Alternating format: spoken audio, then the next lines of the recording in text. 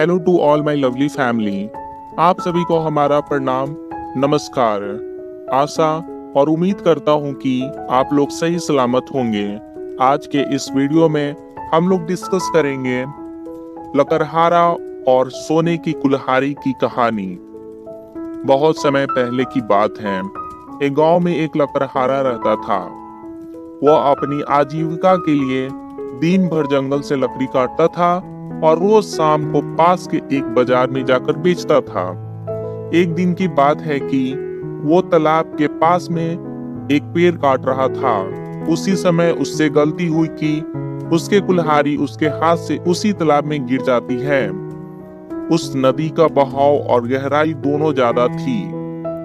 उस लकड़हारे ने अपनी कुल्हाड़ी को बहुत खोजा पर वह कामयाब न हुआ। अतः वह हार मानकर नदी किनारे बैठ गया और रोने लगा।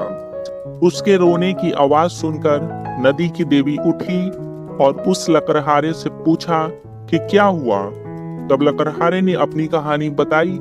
तब पानी की देवी को उस पर दया आ जाती है और पानी की देवी उस गरीब मेहनती लकड़हारे की मदद एवं सहयोग करने की गुजारिश करती है।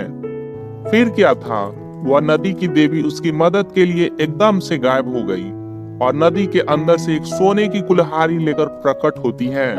तो उस गरीब लकड़हारे से पूछती है कि क्या यह सोने की कुल्हाड़ी उसकी है।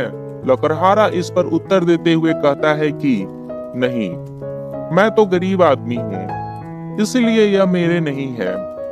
तब फिर एक बार फिर नदी की देवी पानी के अंदर जाती है और इस बार चांदी की कुल्हाड़ी लेकर वापस लौटती है। लेकिन वह आदमी इस बार भी कहता है यह मेरी नहीं है।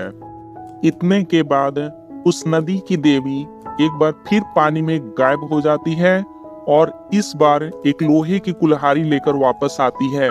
तभी वो गरीब लकड़हारा खुश होकर कहता है कि यह उसकी ही कुल्हाड़ी है।